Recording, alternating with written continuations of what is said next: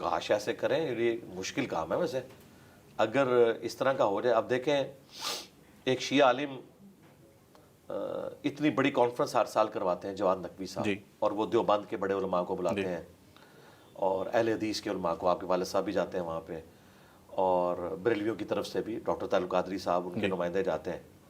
اب وہاں پہ نماز کا وقت آیا ہے, مسجد شیعہ کی ہے, زاہد الراشدی صاحب جو اس وقت آپ سمجھ لیں ٹاپ کے اوپر پرسنالٹی ہے, بالکل, سرفراز خان صفدر صاحب ان کے وہ بیٹے ہیں, بزرگ عالم دین, ان کو انہوں نے امامت پہ آگے کیا ہے, خود پیچھے نماز پڑھی. اب اس سے بڑا تو گڈ جیسچر کوئی نہیں تھا. وہ زاہد الراشدی صاحب جب واپس آئے ان کے فرقے کے علماء ان پہ چڑھ دوڑے کہ آپ نے وہاں امامت کیوں کی ہے. یار پیچھے پڑھنا بھی جرم, آگے کھڑے ہو کے پڑھنا بھی جرم. اندازہ کریں, پیچھے پڑھتے تو انہوں نے کہنا تھا کہ جناب پڑھنی تھی تو امامت کرواتے ہیں نا آپ وہ امامت بھی کروا لیے تھے, آٹا گوندے ہلدی کیوں ہے. وہ اگلا ایک مسئلہ انہوں نے کھڑا کر لیا. اور اس میں مجھے ایک تفنن کے طور پہ بات یاد آئی. ہم اپنے ایک دوست ہیں لاہور میں افتخار صاحب, تو ان کی ہاؤسنگ کالونی میں انہوں نے ایک پروگرام ارینج کیا تھا, ان کی غامدی صاحب سے دوستی بھی تھی. زور کی نماز کا وقت آیا نا تو غامدی صاحب بھی آئے تھے. میں نے کہا سر نماز آپ پڑھائیں گے, ہم آپ کے پیچھے پڑھیں گے, ہمارے لیے اعزاز کی بات ہے, اتنی بڑی علمی شخصیت. تو اور پھر میں نے ساتھ کہا میری آپ کے پیچھے ہو جائے گی, میں اس چیز کا قائل ہوں. تو انہوں نے کہا انجینئر صاحب آپ کی تو میرے پیچھے ہو جائے گی لیکن میری آپ کے آگے نہیں ہوگی. ٹھیک ہے, تو انہوں نے تفنن کے طور پر, ان کی حصے مزاح بہت زبردست, انہوں نے کہا میری آپ کے آگے نہیں ہوگی کیونکہ لوگ باتیں کریں گے کہ یار ایک داڑھی والا بندہ پیچھے کھڑا ہے. تو خیر ان کی ایک محبت ہے, انہوں نے مجھے مسئلے پہ آگے کر دیا, میں تو اپنے آپ کو اس قابل نہیں سمجھتا. تو یہ والا مسئلہ اتنا بڑا ہے. آپ دیکھیں سید بلال قطب صاحب آئے تھے, وہ کہہ رہے تھے میں رمضان نشریات میں علماء کو جب ایک پلیٹ فارم پہ بڑی اچھی باتیں کر رہے ہوتے ہیں, جیسے ہی نماز کا ٹائم آتا ہے مغرب کا, تو وہ کہتے ہیں میں اپنے مدرسے جا کے پڑھاں گا, کیونکہ انہیں خطرہ ہوتا ہے کہ اگر یہاں سے کوئی ویڈیو نکل گئی کہ میں کسی بریلوی کے پیچھے پڑھ رہا ہوں یا کوئی بریلوی اہل حدیث کے پیچھے پڑھ رہا ہے, تو لوگوں نے کہنا ہے کہ یہ آپ, ہم جمعے کے خطبوں میں تو کہتے ہیں ان کو چندہ بھی نہ دو, خود نمازیں ان کے پیچھے پڑھتے ہو, وائرل ہو جاتی ہیں پکچرز. اچھا ان کو اندر سے پتا ہے کہ یہ معاملہ اس بڑے لیول کا نہیں ہے, یہ اپنی پبلک کے ڈر کی وجہ سے ان کو اتنا بگاڑ چکے ہیں کہ اب پبلک اس میں قصور کس کا ہے؟ قصور علماء کا ہی ہے جی. دیکھیں کسی کرکٹر نے یا اسکواش کے پلیئر نے تو انہیں دین نہیں سکھانا تھا, انہوں نے سکھانا تھا. آج اگر دین کے حوالے سے سخت رویے ہیں تو ہم کسی کرکٹ کے پلیئر سے تو نہیں پوچھیں گے, ہم عالم دین سے پوچھیں گے جس کے پاس جمعے کا ممبر تھا. جن لوگوں نے, غامدی صاحب نے ایک بڑی اچھی بات کی تھی ٹی وی پروگرام میں, انہوں نے کہا کہ علماء جو رمضان نشریات میں بیٹھ کے میٹھی میٹھی باتیں کرتے ہیں نا, جمعے کے خطبوں میں بھی اگر 52 جمعے اس طرح پڑھائیں نا تو نفرتیں لوگوں کی ختم ہو جائیں گی. یہ وہاں پہ جب ایک دوسرے کو کافر کہتے ہیں, ایک دوسرے کے پیچھے نماز نہیں ہوتی, اور پھر کہتے ہیں ایک دوسرے کو چندہ دینا حرام ہے کیونکہ وہ یہ چاہتے نہیں کہ ان کا چندہ دوسری مسجد میں جائے. تو پھر آپ رمضان میں جب بیٹھ کے ایک اچھا جیسچر دے رہے ہیں, نہیں ہم ایک دوسرے کو مسلمان سمجھتے ہیں, تو ظاہر ہے وہ لیپا پوتی کر رہے ہوتے ہیں. عام دنوں میں ایسا نہیں ہوتا, ان دنوں میں بھی لوگوں کے رکھ رکھاؤ کے لیے کر رہے ہوتے ہیں. اگر یہ عام دنوں میں اپنی پبلک کی ٹریننگ ٹھیک کرتے, یہ معاملہ یہاں تک نہ پہنچتا. اس میں مجرم یہ لوگ ہیں. ہم کس طرح کہہ دیں کہ پولیٹیشنز مجرم ہیں, ہم کس طرح کہہ دیں کوئی فٹ بال کا پلیئر مجرم ہے, بھائی کسٹوڈین جو ہے وہی ہے. اور جب دین کا معاملہ ہے وہ عالم دین سے پوچھیں گے کہ بھائی تو نے کیا ٹریننگ کی تھی ان کی کہ یہ اس لیول تک معاملہ پہنچ گیا. اور معاملہ تو ان کے بڑوں نے خراب کیا ہے, پچھلے لوگ چاہیں بھی تو بہت مشکل کام ہے. یہ بتائیں کہ یہ کون سا انسٹرومنٹ ہے جو یہ بتاتا ہے کہ اس کے پیچھے نماز ہو جاتی ہے, یہ اس کے پیچھے نماز نہیں ہوتی؟ کیا نماز کی قبولیت کا پتہ لگ جاتا ہے؟ نماز تو دیکھیں سیدنا عثمان کو جو شہید کرنے کے لیے بلوائی آئے تھے, مسجد نبوی پہ قبضہ کیا, صحیح بخاری میں 695 نمبر حدیث ہے. حضرت عثمان سے صحابہ نے پوچھا کہ مسجد پہ فتنے کے امام کا قبضہ ہے, ہمیں خطرہ ہے کہ اس کے پیچھے نماز پڑھ کے ہم گناہگار نہ ہو جائیں کہ ہمارے امام تو آپ ہیں. اب اس سے بڑا کوئی سوال تو نہیں ہو سکتا تھا. صحیح بخاری کے الفاظ ہیں, حضرت عثمان نے کہا کہ نماز ہی تو مسلمانوں میں ایک اجتماعی نیکی کا کام ہے, اس میں ان کا ساتھ دو, برائی میں ان سے الگ رہو, ان کے پیچھے نماز پڑھو. اس کے اوپر امام بخاری نے باب باندھا ہے کہ بدعتی اور باغی کے پیچھے نماز پڑھنا درست ہے کیونکہ حضرت عثمان کا فتویٰ ہے. اب یہ فیصلہ کریں, سیدنا عثمان جو خلیفہ راشد ہیں, جن کی پیروی کا حکم ہے, ٹھیک ہے جی, جن کی خلافت سٹیک پہ لگ گئی اس حوالے سے کہ لوگ انہیں شہید کرنے آئے, ان کا آپ جیسچر دیکھیں, انہوں نے کہا ان کے پیچھے نمازیں پڑھو. جو شہید کرنے آئے انہوں نے کہا اس وجہ سے شریعت کا حکم تو نہیں بدل سکتا. کتنی بڑی بات ہے.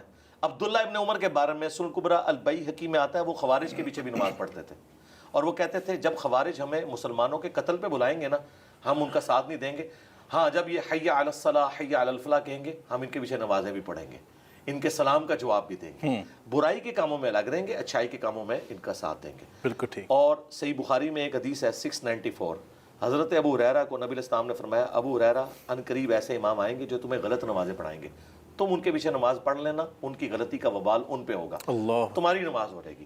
نماز میرے بھائی جو مسلمان ہے نا، خواہ وہ اہل بدعت میں سے ہو، ٹھیک، خواہ وہ کلمہ گو مشرکی کیوں نہ ہو، میرے نزدیک یعنی اس کا عمل کلمہ کوئی گو شرک مشرک، ہو، ہاں عمل شرکیہ لیکن عقیدے میں وہ ٹھیک ہے، کافر نہیں ہے، اسے تعویل کی غلطی ٹھیک ہے، لگی ہے، تو اس کے پیچھے نماز درست ہوگی۔ آپ اس کے اوپر یہ فتویٰ نہیں لگا سکتے۔ اگر آپ نے کہنا نماز درست نہیں تو پہلے ان کو اسلام سے نکالنا پڑے گا۔ مجھے بتائیں، میں معصومانہ سوال کرتا ہوں خصوصاً اہل حدیث حضرات سے کہ یہ جو بریلویوں کے بارے میں، شیعہ کے بارے میں اتنا ہارڈ سٹانس رکھتے ہیں، آپ سے زیادہ سخت ہے سعودی علماء۔ انہوں نے تو کہیں پابندی نہیں لگائی کہ بریلوی اور شیعہ جو حج کے لیے نہیں آ سکتے، حرم کی سرزمین میں مشرک کا داخلہ منع ہے۔ انہیں پتہ ہے کہ کلمہ کو مشرک ہے، فتوے ضرور انہوں نے لکھے اس حوالے سے کہ مطلب آپ ان کو کلمہ کو مشرک کہہ رہے ہیں؟ کلمہ گو مشرک، ظاہر شرک تو ہو رہا ہے نا، جب قبر سے کوئی جا کے جھکتا ہے اس سے مانگتا ہے، کلمہ گو مشرک ہے، کافر نہیں۔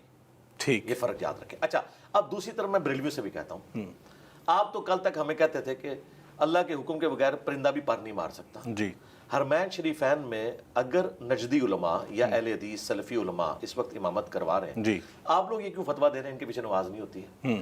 آپ تو کہتے تھے یعنی امام کعبہ کے پیچھے نماز نہیں ہوتی؟ تو انہوں نے فتوے دیے ہوئے، بلکہ جو مفتی اعظم ہند تھے مصطفیٰ رضا خان نوری صاحب، انہوں نے تو فتویٰ دیا تھا جب تک سعودی حکومت ہے حج بھی موقوف ہو چکا ہے، اس سے ان کو فائنینشیل فائدہ ہوگا۔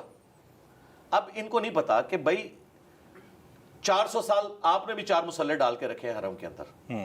سعودی حکومت کی اتنی بڑی نیکی ہے کہ انہوں نے وہ حنفی شافی مالکی حنبلی مسلح 1926 میں آ کے اٹھائے ہیں، ٹھیک، الحمدللہ، اور آج تک امام کعبہ اب 100 سال سے مقام ابراہیم پہ کھڑا ہوتا ہے، وَاتَّخِذُوا مِن مَقَامِ إِبْرَاهِيمَ مُصَلًّى، 4 مسلح انہوں نے اٹھا دیے، امت کو ایک امام کے پیچھے اکٹھا کیا، اور وہاں پہ بھی آپ دیکھیں کوئی سختی آپ کو نظر نہیں آئے گی۔ ٹھیک، وہاں کہیں آپ کو اگر آپ ہاتھ چھوڑ کے نماز پڑھ رہے ہیں وہ نہیں کہیں گے ہاتھ باندھیں، آپ ہاتھ ناف کے نیچے باندھ رہے ہیں، اوپر باندھ رہے ہیں، وہ کسی کو نہیں روکتے۔ ٹھیک، اور زبردستی آپ کے اوپر مبلغین بھی مسلط نہیں انہوں نے کیے ہوتے، میگا فون لے کے سائیڈ پہ کارنرز پہ لوگ بیٹھے ہوتے ہیں۔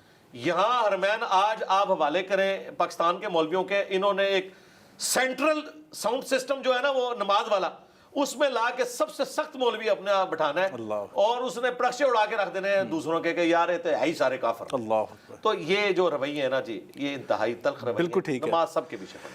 تو آپ یہ نہیں سمجھتے کہ جو آج نوجوان نسل، آپ یونیورسٹیز میں جاتے ہیں، دیکھتے ہیں لوگ آپ کے پاس آتے ہیں، بہت ساری یوتھ آپ کو سنتی ہے، پسند کرتی ہے، کیا آپ نہیں دیکھتے کہ آج پاکستان کی بہت ساری یوتھ الحاد کی طرف چلی گئی ہے؟ کیا اس میں وجہ ہمارے یہ ان لوگوں کے رویے ہیں، یا ہم انہیں صحیح ایجوکیٹ نہیں کر پائے؟ کیا ہم انہیں جو ان کی جو نیڈ تھی وہ پوری نہیں کر پائے؟ الحاد کی وجہ کیا بنی؟ جی دونوں چیزیں۔ سب سے پہلے تو جو فرسودہ دین بنا کے ہم نے پیش کیا ہے ان کے سامنے، باباؤں والا، اڑنے والے بابے، ٹھیک ہے جی، نگاہ مار کے جلا کے راکھ کر دینے والے بابے، ایک نماز مسجد نبوی میں پڑھیں اور دوسری وہ جا کے مکہ شریف میں پڑھیں روحانی طور پہ اڑ کے، تیسری بیت المقدس میں۔ یہ جو دیو مالائی قصے کہانیاں کرامت کے نام کے اوپر ہم نے جھوٹی بیچی۔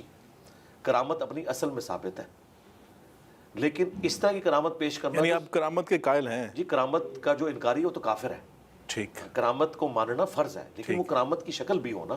اب صحیح مسلم میں حدیث ہے کہ بنو سلمہ مسجد نبی کے پاس چوراہے پہ کھڑے ہوئے ہیں، نبی علیہ السلام پاس سے گزرے ہیں اور فرمایا کہ میں نے سنا ہے کہ تم لوگ مسجد نبوی کے قریب مدینہ شریف میں شفٹ ہو رہے ہو گاؤں کو چھوڑ کے۔ ان کا ایسا ہی ہے یا رسول اللہ، نماز کی وجہ سے شفٹ ہو رہے ہیں، اتنی دور سے ہمیں آنا پڑتا ہے۔ جی، تو آپ نے فرمایا تم جتنے قدم چل کے آتے ہو نا تمہارے لیے اتنی نیکیاں لکھی جاتی ہیں۔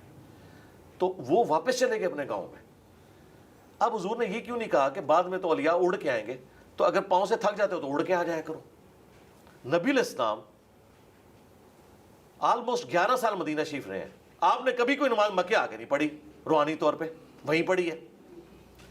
آپ علیہ السلام جب صلح حدیبیہ کے موقع پر آپ کو واپس جانا پڑا، صحابہ کرام رو رہے ہیں، آپ کا تو کعبہ طواف کرنے کے لیے نہیں آیا، رابعہ بصریہ کا طواف کرنے کے لیے کعبہ خود استقبال میں آ گیا۔ اگر اللہ کے نبی کے استقبال کے لیے کعبہ نہیں آیا صلح حدیبیہ کے موقع پر، اور اگلے سال آپ نے آ کے اس عمرے کی قضا دی، تو وہ چیزیں جو نبی علیہ السلام صحابہ کرام کے حق میں ثابت نہیں، کرامت کے نام پہ انہیں آپ اس طریقے سے پریزنٹ کریں، یہ بالکل زیادتی والی بات ہے۔ اس قسم کی دیو ملائی قصے کہانیوں نے علماء سے اور دین سے متنفر کیا ہے۔ تو میں نے تو یہ بھی جب اقرار کا جو مسئلہ چل رہا تھا تو اس سے میری فون پہ بھی بات ہوئی اس ٹاپک کے اوپر. تو میں نے اس کو بھی کہا تھا کہ دیکھو میں نے ویڈیو ریکارڈ کرائی ہے, اگر کوئی سمجھتا ہے کہ میں روحانی طور پہ کوئی آپریشن کر سکتا ہوں تو یہ بائی پاس کرنا, کیل نکالنا, اس کو تو چھوڑ دو. کوئی نومولود بچے کا ختنہ بغیر بلیڈ مار کے مجھے روحانی طور پہ کر کے بتائے, میں اس کا مرید ہو جاؤں. تو بہت بڑا چیلنج کر دیا. جی بہت چھوٹا چیلنج دیا ہے, بہت بڑا چیلنج کر دیا ہے, لیکن چیلنج چھوٹا سا دیا ہے. بائی پاس نہیں ڈیمانڈ کر رہا, ہڈی جوڑنا یہ ڈیمانڈ نہیں کر رہا. سینسٹیو چیلنج ہے یہ, کیونکہ فزیکلی دیکھا جائے گا یہ بچہ, ٹھیک ہے, اس کے آگے بھی میں نے چیلنج دیا کہ اگر نہ ہوا بچوں کو رہنا قربان کرے کہ کسی اور کی مثال بھی دے لے ساتھ. نہیں, بچوں کی ذرا مثال ذرا ایک سافٹ مثال رکھتی ہے. تو اس کے بعد میں نے جو نیگیٹو بات اس اعتبار سے کی تھی کہ اگر بچے کا ختنہ نہ ہوا تو جو یہ دعویٰ کر رہا ہے نا کہ میں کر سکتا ہوں, اس کے ساتھ پھر ڈیش ڈیش ڈیش ہونا چاہیے. اللہ اکبر.